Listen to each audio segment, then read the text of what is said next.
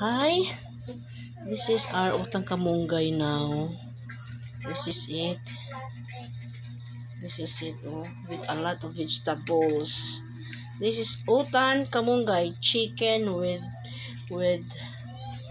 cabbages. With Kamungay. Imagine ka how big this caldero is, and ubos. This is ubos.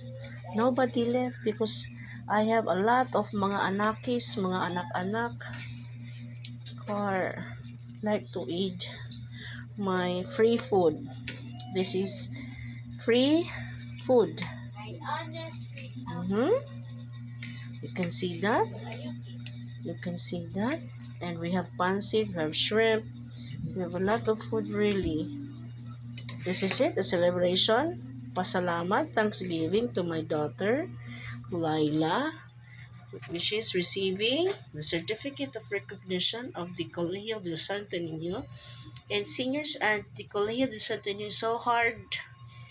It is a Catholic church in Santo Niño Catholic at the Minori uh, Santo Niño Basilica Minor de Santo Niño, and she is grade 7 and she's receiving this for the first time in her life. I thought, and I never really expected it.